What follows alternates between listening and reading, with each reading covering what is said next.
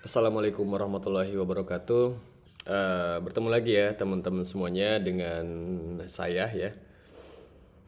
Di sini mungkin coba saya akan bahas mengenai KAD ya, patofisiologi dan masalah keperawatan pada pasien dengan KAD ya.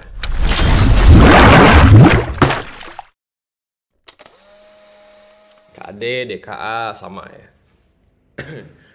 Ya, jadi gini, kalau misalkan saya tulis ya, kita mulai dengan eh, judul ya. Judulnya adalah KAD, gitu ya. Dan hyperglycemic hyperosmolar syndrome. Jadi ada KAD, ketoacidosis diabeticum. KAD atau DKA ya, diabetic ketoacidosis sama ya, atau KAD dan hyperglycemic hyperosmolar syndrome.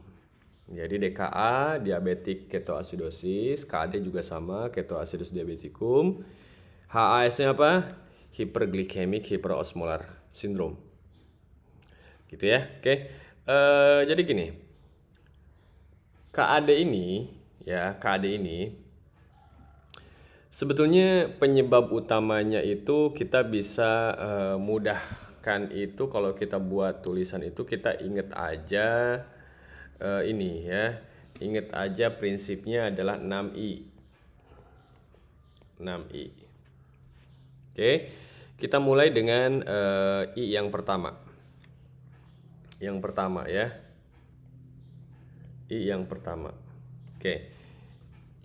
I yang pertama itu disebut dengan insulin. I yang pertama itu disebut dengan insulin. Di mana insulin supply-nya turun. Ya kan? Di mana insulin supply-nya turun.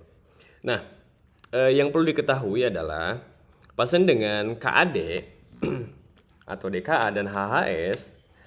Nah, itu biasanya kan terjadi karena pasien dengan awal mulanya kan karena pasiennya itu kan mengalami, ini kan merupakan komplikasi dari penyakit apa coba? Penyakit diabetes kan? Awal mulanya dari sini. Diabetesnya baik diabetes tipe 1 maupun diabetes tipe 2. Gitu kan?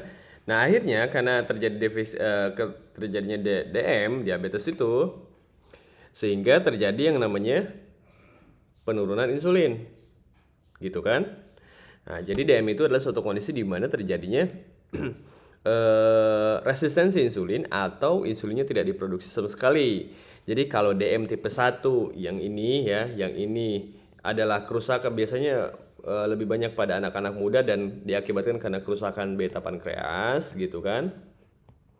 Atau pada intinya beta pankreasnya nggak bisa memproduksi insulin.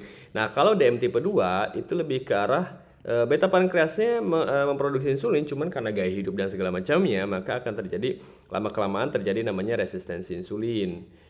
Resistensi insulin atau bisa dibilang juga defisiensi insulin, bisa boleh.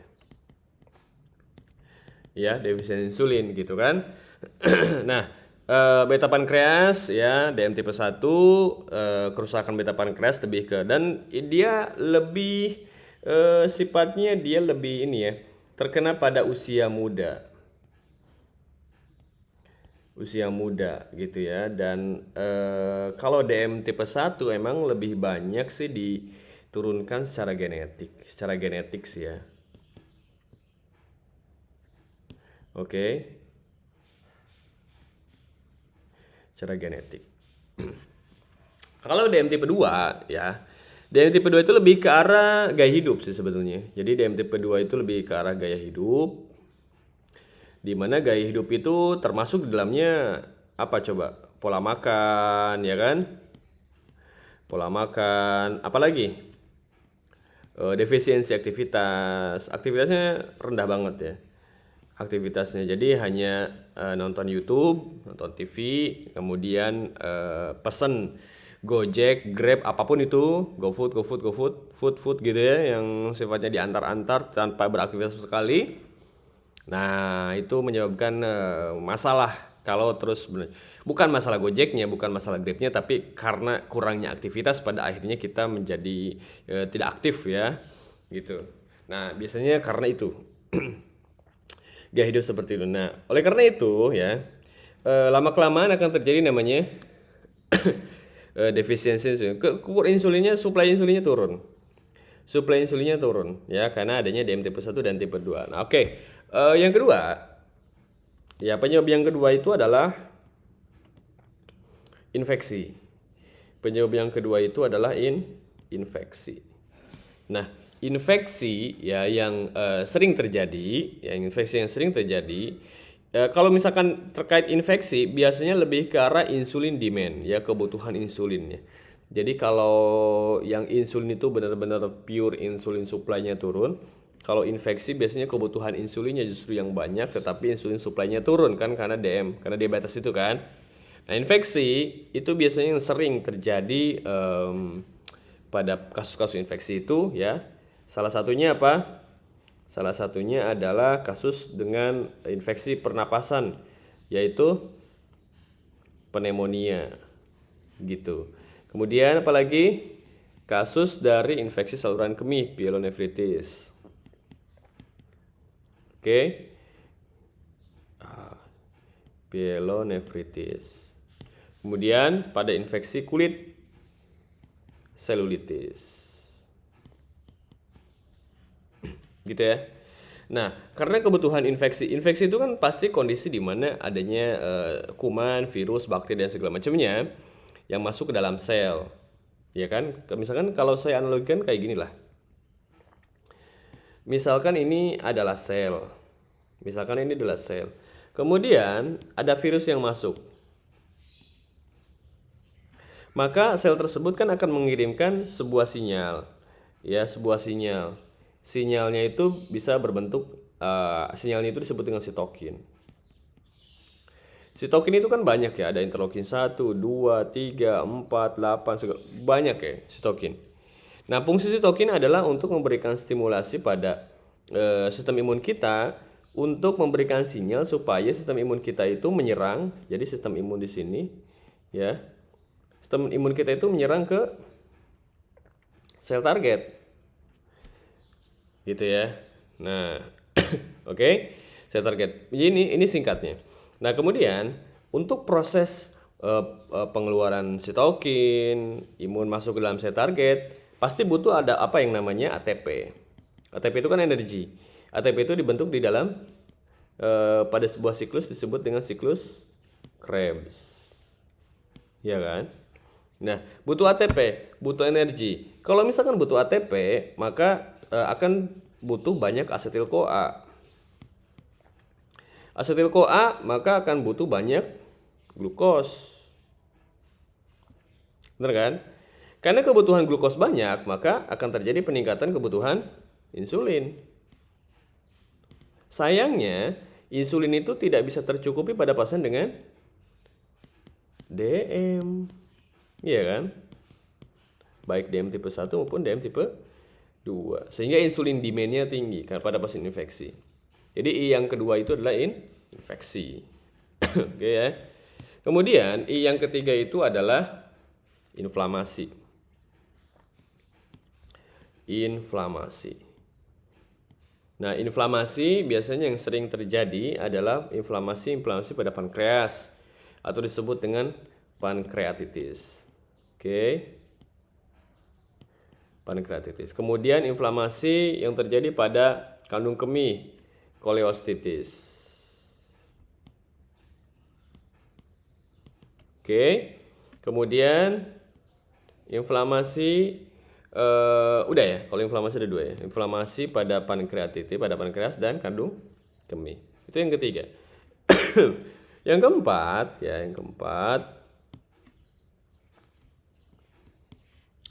I yang keempat itu adalah intoxication.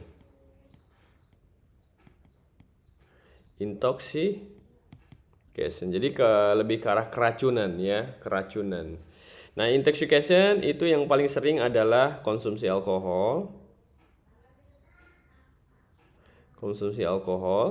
Kemudian Yang kedua itu adalah toksin ya. Toksin yang dimaksud adalah penyalahgunaan narkoba, salah satunya adalah kokain dan metamfetamin. Ke sini ya.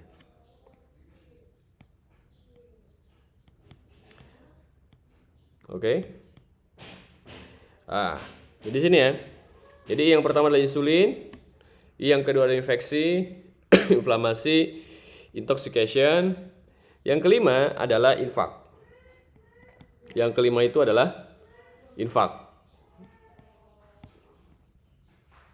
Nah, infak yang sering terjadi biasanya pada pasien dengan akut miokard infark, pada pasien jantung.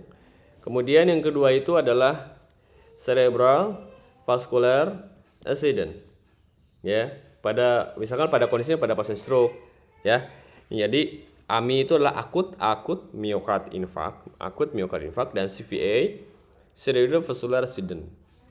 Nah, biasanya terjadi sering menyebabkan insulin demand-nya tinggi sehingga jatuh kepada kondisi hiperglikemik hiperosmolar atau KD. Yang keenam adalah iatrogenik.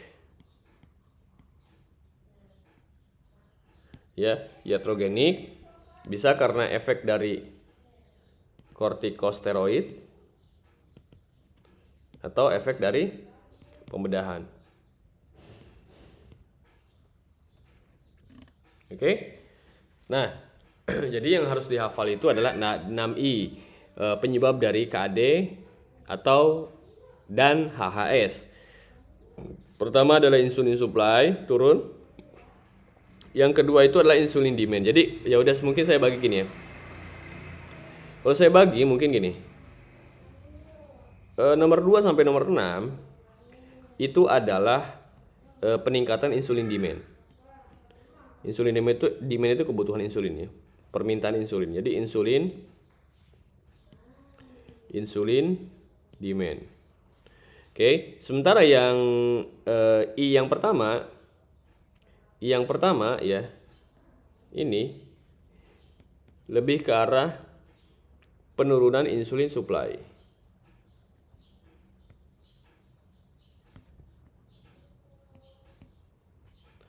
Oke, saya kira seperti itu untuk penyebab dari DK dan KD, gitu ya.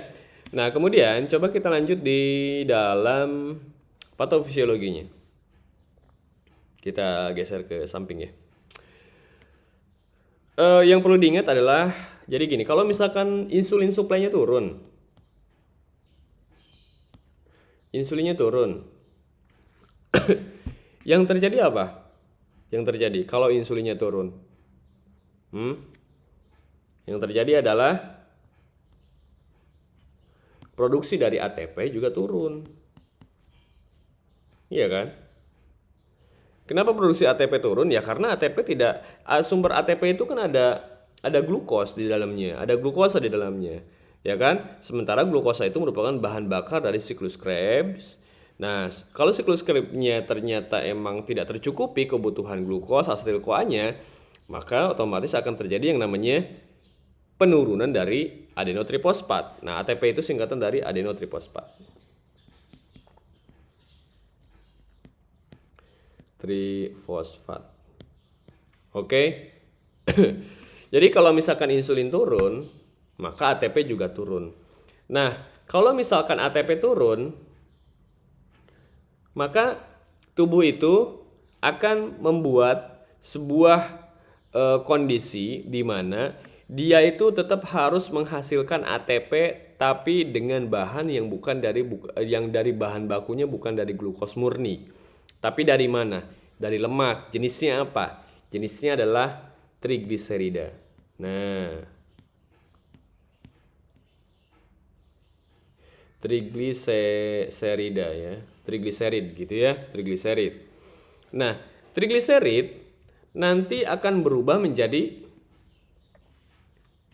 free fatty acid ya, menjadi free fatty acid atau asam lemak bebas dengan proses yang disebut dengan lipolisis. Gitu. Jadi ketika insulin turun, maka kebutuhan energi turun, dibuktikan dengan ATP-nya yang turun. Karena ATP-nya turun karena kurangnya pasokan glukos, ya, karena adanya defisiensi insulin itu, ya kan, sehingga terjadilah pemecahan trigliserid menjadi free fatty acid. Prosesnya disebut dengan lipolisis. Jadi lipolisis itu adalah melakukan pemecahan breakdown dari trigliserid menjadi asam lemak bebas. Nah, nanti free fatty acid, ya, akan terjadi yang namanya proses beta oksidasi. Jadi free fatty acid itu nanti akan terjadi proses yang namanya beta oksidasi, ya. Di mana beta oksidasi itu akan merubah free fatty acid atau FFA itu menjadi apa? Menjadi asetil CoA. Akan menjadi asetil CoA. Yang kita ingat, yang kita tahu bahwa asetil CoA itu salah satu bahan baku dari proses terjadinya siklus Krebs. Nah, asetil CoA akhirnya dipakailah untuk proses yang namanya siklus Krebs tersebut, ya. Jadi asetil CoA itu nanti dipakai untuk siklus Krebs, ya. Dan sisa dari yang tidak terpakai oleh siklus Krebs, maka asetil CoA itu lama kelamaan akan berubah menjadi badan keton. Akan berubah menjadi badan keton. Nah, proses perubahan asetil CoA menjadi badan keton disebut dengan ketogenesis. Nah, jadi disebut dengan ketogenesis. Gitu. Oke? Nah, disebut dengan ketogenesis. Nah, badan keton yang dimaksud itu, ya, di antaranya ada dua jenis, ya, ada dua jenis. Mungkin saya akan coba gambarkan. Pertama, badan keton yang dimaksud itu disebut dengan asetoasetat. Oke. Yang kedua itu adalah beta hidroksibutirat. Jadi ada asetoasetat, ada beta hidroksibutirat. Oke, jadi dari badan keton itu dia terbagi menjadi dua. Pertama adalah asetoasetat, yang kedua adalah beta hidroksibutirat. Nah, karena badan keton yang tinggi, maka apa yang terjadi pada pembuluh darah? Ya, di dalam pembuluh darah pada pasien DM itu pasti terjadi namanya hiperglikemi, glukosnya banyak, ya kan? Glukosnya tinggi. Glukosnya tinggi. Kemudian karena adanya badan keton, maka akan keton itu kan ada di pembuluh darah juga. Keton. Ya kan? Nah, karena badan keton yang tinggi juga, karena aseton asetat dan beta hidroksibutiratnya tinggi, maka akan terjadi peningkatan proton, hidrogen, ion hidrogen. Akan terjadi peningkatan proton, ion hidrogen di dalam pembuluh darah. Banyak proton di sini. Semakin banyak proton, maka akan semakin meningkatkan asid, semakin meningkatkan keasaman. Jadi lebih asid, ya, lebih asam. Asamnya meningkat. Oke, lebih asam. Nah, karena adanya asid, ya, yang penyebabnya merupakan salah satunya adalah keton, dan sehingga keton itu menyebabkan asid, gitulah ya. Dan penyebab utamanya adalah diabetik. Maka kalau kita gabungkan disebut dengan ketoasidosis diabetikum. Jadi itulah asalnya. Asal mulanya disebut dengan ketoasidosis diabetikum. Paham ya? Jadi karena adanya badan keton, asetoasetat, beta hidroksibutirat atau badan keton gitu ya, keton ditambah karena adanya badan keton yang tinggi dalam darah, maka akan terjadi peningkatan proton, peningkatan ion hidrogen gitu kan. Maka semakin tinggi maka semakin asid, semakin asam. Asam bahasa lainnya asid. Jadi tambahin asid. Nah, penyebab utamanya adalah diabetik, baik itu DM tipe 1 maupun DM tipe 2, tapi kebanyakan memang DM tipe 1, ya. Nah, maka sisa digabungkan aja jadi keton asidosis diabetik, jadi ketoasidosis diabetikum. Oke? Nah, itu yang pertama. Kemudian kita masuk ke dalam insulin demand. Insulin demand itu yang tadi loh ya. Yang nomor 2 sampai nomor 6 itu infeksi, inflamasi, intoxication, infark, iatrogenik. Nah, itu masuk ke dalam insulin demand. Nah, kalau misalkan terjadi insulin demand, apa sih yang terjadi pada tubuh? Apa yang terjadi pada tubuh ketika terjadi insulin demand? Stres. Pada tubuh itu akan terjadi stres. Kenapa? Karena kebutuhan glukos banyak, sementara glukos tidak bisa transfer ke dalam sel. Ya kan? Jadi stres itu tidak hanya sekedar psikologi, tapi secara fisik sel juga bisa stres. Nah, kalau misalkan terjadi stres, maka apa yang terjadi? Apa yang akan dilakukan oleh tubuh? Maka dia akan mengkompensasi dengan peningkatan stimulus dari nervus simpatis.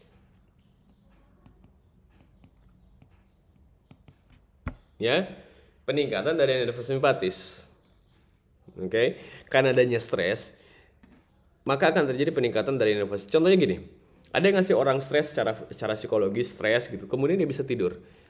Lebih jarang orang yang bisa tidur. Lebih banyak orang yang insomnia. Jadi kebanyakan orang itu gak bisa tidur malah. Kenapa? Karena sifat nervus simpatis itu ada 2. Apa coba? Yang pertama, fight or flight. Jadi sifat dari nervus simpatis itu adalah fight or flight.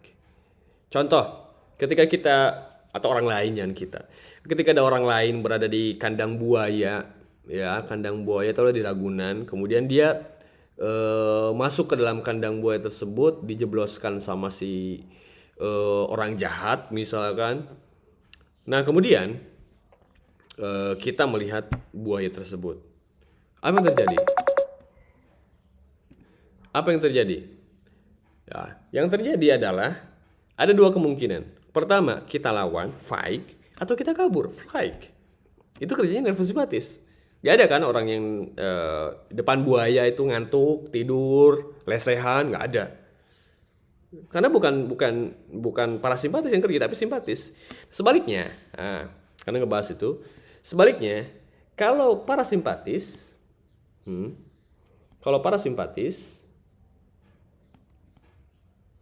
sifatnya ada 2 juga. Rest, istirahat, or digest, atau mencerna makanan. Ya, rest or digest itu kerjanya parasimpatis. Oke, kita masuk lagi ke simpatis ini.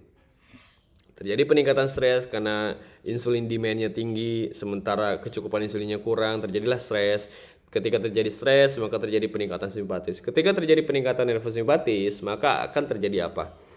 Ketika terjadi nervus simpatis, maka akan terjadi stimulasi dari kelenjar hormon untuk melakukan hormon-hormon tertentu. Apa aja hormonnya?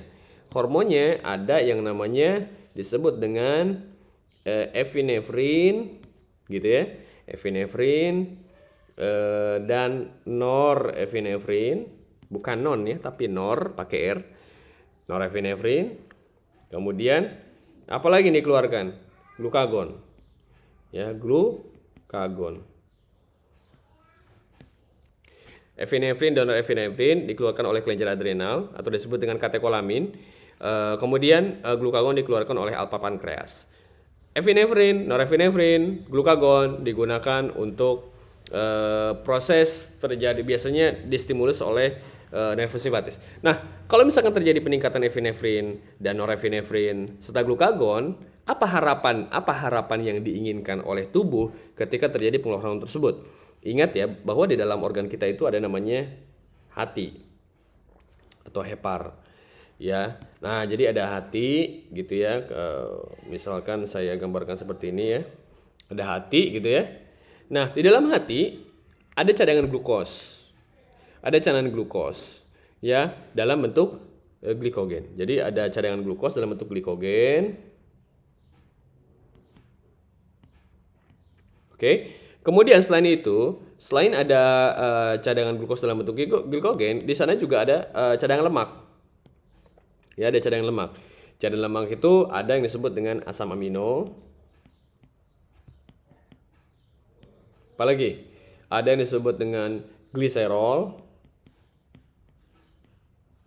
apalagi ada yang disebut dengan asam laktat. Jadi ada asam amino, gliserol, dan asam laktat. Oke. Nah, ketika pengeluaran hormon-hormon kayak epinefrin, norepinefrin, glukagon, dan lain-lain, maka diharapkan tubuh itu akan membentuk glukos dari cadangan-cadangan yang ada di hati. Bagaimana prosesnya? Jadi, glikogen ini ya akan dipecah dengan proses yang disebut dengan, ada yang tahu prosesnya? Oke. Glikogenesis.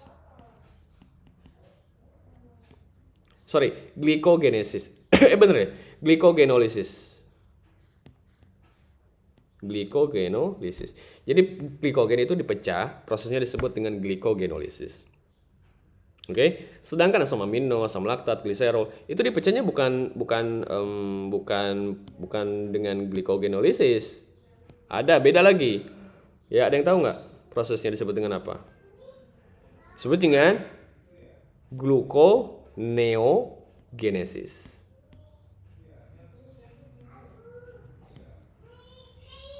Nah, ingat kata neo, karena neo itu merupakan baru, artinya baru ya. Jadi pembentukan glukos yang baru, tapi dari sesuatu yang bukan dari gula, dari sesuatu yang bukan dari asal muasal gula. Ya, dari apa ya? Dari lemak. Oke, paham ya? Jadi berasal dari yang bukan dari gula, atau bukan asal mulanya dari gula, tapi dari lemak. Makanya sudah ada gluconeo, ada sesuatu yang baru, genesis ya. Nah, ketika terjadi glikogenolisis, gluconeogenesis, apa yang terjadi? Maka akan turun dan akan terbentuk yang namanya glukos. Dan ingat, epinefrin, norepinefrin, glukagon juga dia merangsang yang namanya proses pembentukan trigliserid menjadi free fatty acid juga. Oke? Jadi itu yang perlu diingat juga ya. Jadi epinefrin, norepinefrin, nanti juga akan merangsang proses pembentukan trigliserid menjadi free fatty acid, dalam prosesnya disebut dengan lipolisis. Jadi dia juga merangsang itu. Oke? Nah, ketika terbentuk glukosa, maka glukosanya akan tinggi. Kalau glukosa tinggi, maka glukosa tersebut nanti akan melewati ambang batas dari ginjal. Ya, ambang batas dari ginjal, sehingga apa? Sehingga ginjal itu kehilangan kemampuannya dan akhirnya glukosa itu turun ikut sama urin, turun tercampur dengan urin, dan ingat glukosa itu juga dapat sifatnya menarik cairan. Maka prosesnya nanti disebut dengan diuretik osmosis. Nah, nanti akan terjadi namanya diuretik osmosis. Diuretik osmosis. Kalau terjadi diuretik osmosis, apa yang terjadi? Ya, orang tersebut akan mengalami apa? Dehidrasi dong.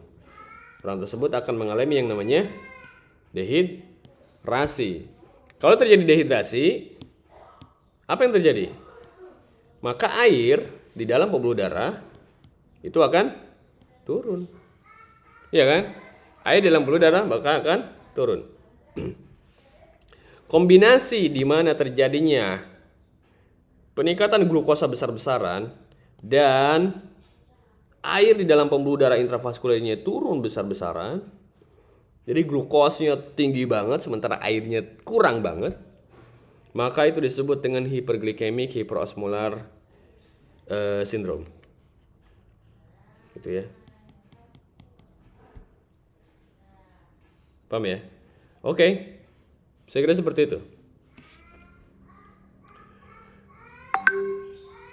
Kemudian selanjutnya adalah dari sini, ini tidak selesai sampai di sini. Karena kenapa? Karena badan keton itu harus kita jelaskan juga. Ya. Mungkin saya sedikit jelaskan mengenai badan keton. Sekarang badan keton itu sudah terbentuk di dalam tubuh. Ya kan? Badan keton itu sudah terbentuk di dalam tubuh. Nah, badan keton nanti akan merangsang sebuah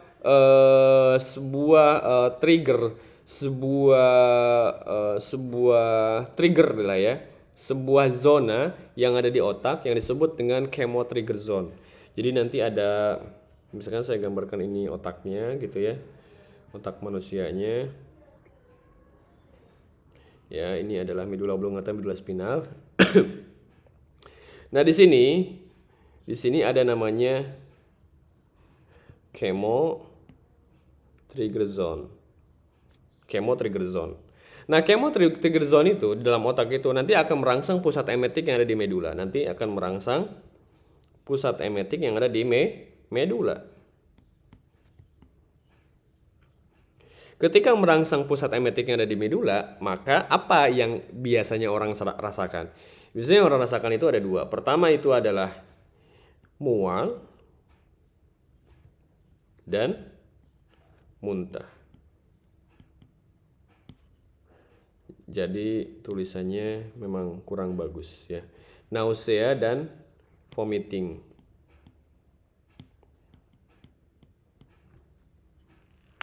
Gitu ya. Nah, selanjutnya kalau badan keton tinggi, maka yang tinggi yang lain apa? Proton. Maka protonnya akan tinggi dong. Kalau protonnya tinggi, apa yang terjadi? Ingat ya teman-teman semuanya. Di arcus aorta ya, di arcus aorta dia itu punya sebuah perifer reseptor atau disebut dengan baroreseptor. Kemudian selain ini adalah di aorta, di arcus aorta. Selain itu ada percabangan, kan dari aorta itu kan masuk ke subclavia, kemudian arteri cartus communis. Nah, di sini di AKK juga dia punya reseptor ya. Dia juga punya reseptor. Atau disebut dengan peripheral reseptor juga, atau disebut dengan baroreseptor. Nah, reseptor ini kalau untuk nervus aorta dibawa oleh nervus 10. Oke. Kemudian untuk yang arteri cartus communis dibawa oleh nervus 9. Nervus 9 kranial ya. Nervus 10 itu adalah vagus. Nervus 9 itu adalah glossopharyngeus. Oke. Nah, ini ada vagus, ada glossopharyngeus. Nah, nanti kadar peningkatan proton yang tinggi nanti akan diterima oleh reseptor ini. Ya. Akan diterima oleh reseptor bahwa terjadi peningkatan kadar hidrogen yang tinggi di dalam darah. Nah, selanjutnya nervus 10, nervus 9 tersebut nanti akan memberikan informasi ke dalam mana? Ke dalam nucleus tractus solitarius yang ada di otak ya. Dalam di otak ya. Nanti dia akan masuk lagi di sini. Nanti dia akan pengaruhi yang namanya refleks pulmonal. Nah, di sini ada refleks pulmonal di area cervical ya. Refleks pulmonal. Nah, refleks pulmonal itu nanti akan menyebabkan apa? Akan menyebabkan dia itu nafasnya itu menjadi cepat dan dalam. Nah, refleks pulmonal aktif, maka orang tersebut akan mengalami nafas cepat dan dalam. Dalam istilah kita itu disebut dengan pernapasan Kussmaul. Kenapa pernapasannya itu harus cepat dan dalam? Karena tubuh itu mencoba untuk mengeluarkan karbon dioksida yang banyak. Jadi pada saat bernapas dia mencoba mengeluarkan karbon dioksida yang banyak. Kenapa? Karena sifat CO2 itu kan asid juga asam. Jadi untuk mengurangi keasamannya dia mengkompensasi dengan pengeluaran CO2 yang banyak. Jadi CO2-nya itu dikeluarkan, keluar. Tapi pada saat bersamaan tidak hanya CO2 yang keluar, tapi badan keton, salah satunya adalah aseton juga keluar. Sehingga apa yang terjadi? Ketika terjadi pengeluaran aseton, terjadi yang namanya pernapasan bau keton atau fruity breath. Napas bau buah atau bau keton. Bau keton itu kan bau buah ya. Nafas bau keton itu kan bau buah juga. Fruity breath. Itulah alasannya kenapa pada person dengan KAD itu mengalami nafas bau keton. Nah, prosesnya tidak hanya itu, teman-teman semuanya. Prosesnya tidak hanya itu. Karena ketika terjadi peningkatan proton, hidrogen itu, maka akan terjadi yang namanya apa coba? Kondisi di mana proton di dalam ekstraseluler itu akan banyak banget. Jadi kalau misalnya saya gambarkan ini adalah sel. di mana ion hidrogen itu akan banyak banget di sini.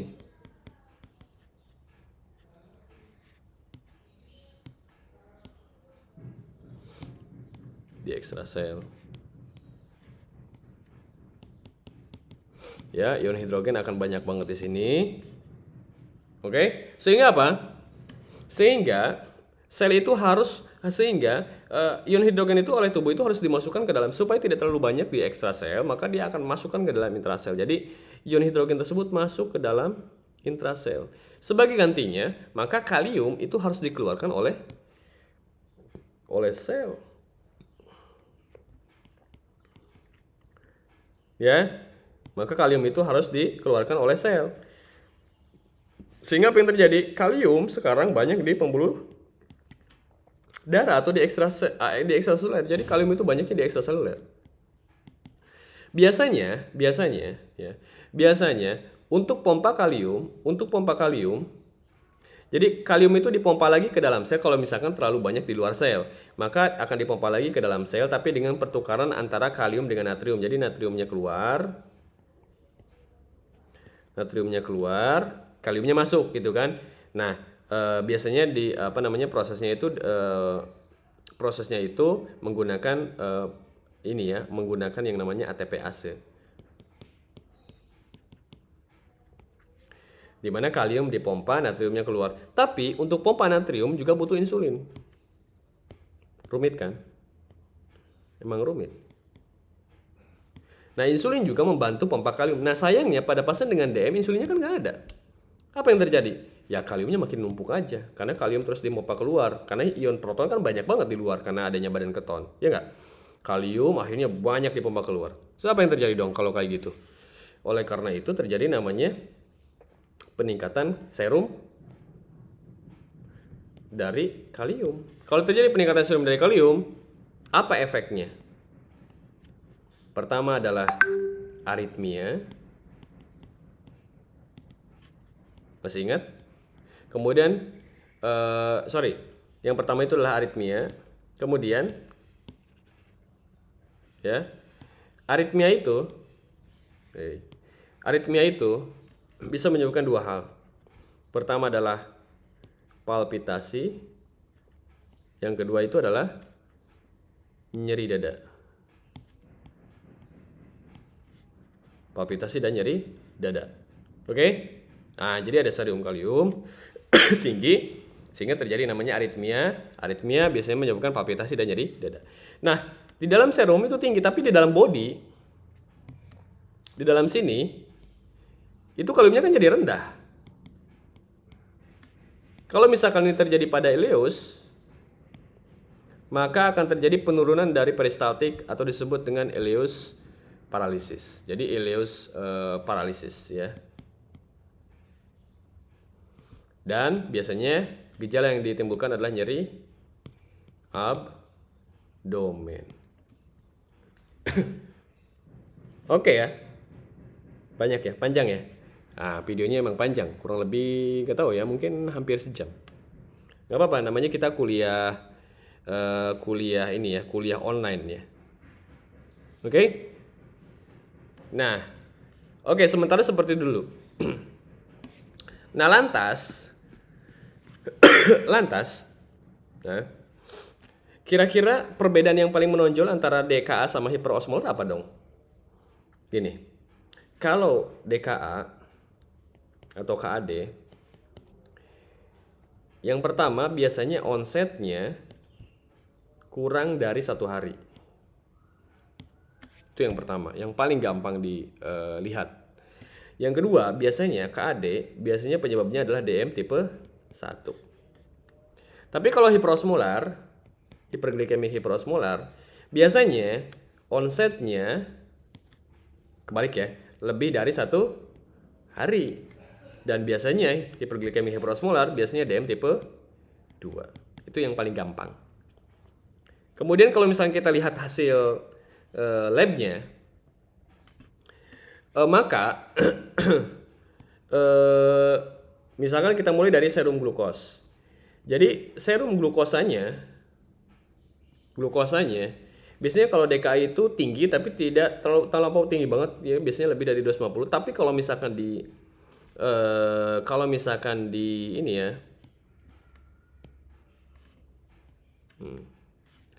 kalau misalkan di HHS biasanya glukosanya malah bisa lebih dari 600. Oke. Kemudian selanjutnya yang kedua, yang selanjutnya ya, pH pada pasien dengan DKA biasanya kurang ya dari 7,3 atau disebut dengan asam. Kalau misalkan pH pada HAS biasanya pH-nya itu lebih dari 7,3. Kemudian untuk HCO3 pada pasien dengan DKA biasanya kurang dari 18. Kalau pada pasien dengan HS biasanya HCO3-nya kok jadi gitu. Biasanya HCO3-nya lebih dari 18. Kalau ini lebih ke asid ya, HCO3 itu kan makin kecil makin asam. Kemudian selanjutnya adalah urin dalam keton. Keton dalam urin, sorry. Urin atau keton ya. Biasanya kalau positif ya pada pasien dengan KAD, kalau ini dia negatif. Gitu aja lah ya. Kemudian selanjutnya adalah anion gap. Anion gap itu udah saya bahas di video yang lain ya. Itu lebih dari 12, kalau ini kurang dari 12. Kemudian yang terakhir adalah serum osmolarity ya. Nah, kalau di KAD itu biasanya tergantung, bisa naik bisa turun, tergantung variabelnya. Tapi kalau misalkan di HS biasanya tinggi banget, bisa lebih dari 320. Oke. Saya kira seperti itu ya untuk pembahasan kita di video ini. KAD ini ya waktunya panjang banget ya. Mungkin ya 40 menit. Kurang lebih lah ya 40 menit. Oke, jadi silakan untuk dipelajari kembali, silakan untuk diulangi kembali. Ini adalah video pembelajaran yang mudah-mudahan sih bermanfaat. Oh ya, satu lagi. Mungkin terkait masalah keperawatan. Sebetulnya masalah keperawatan apa sih yang bisa muncul pada pasien dengan KAD? Pertama, karena pasiennya dengan DM, kita bisa aja angkat yang namanya risiko ketidakstabilan. Ya. Glukosa darah.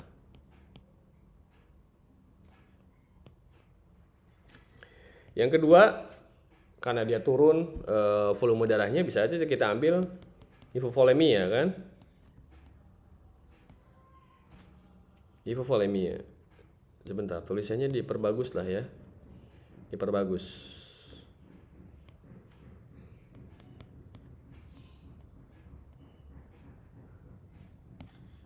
Sama aja ya. Jadi risiko kestabilan glukosa darah, kemudian bisa juga muncul hipovolemia, ya. Kemudian apa lagi? Pernapasannya kan terganggu kan, tadi kan? Nah, pernapasan Kussmaul. Jadi kita bisa angkat yang namanya pola nafas tidak efektif. Apalagi bisa kita ambil nyeri akut, misalkan karena ileus paralitik atau karena nyeri dada. Kemudian dikarenakan biasanya pasien tersebut kan kalau misalkan hidrasi mengalami turgor kulit turun kan. Nah, bisa aja kita ambil baik itu risiko very tidak efektif atau very tidak efektif, perfusi very tidak efektif, very tidak efektif. Nanti untuk redaksi yang tepatnya lihat di SDKI ya. Kemudian apalagi kurang lebih apalagi risiko kestabilan glukosa, hipovolemi, pola napas, jadi akut, perfusi very apalagi intoleransi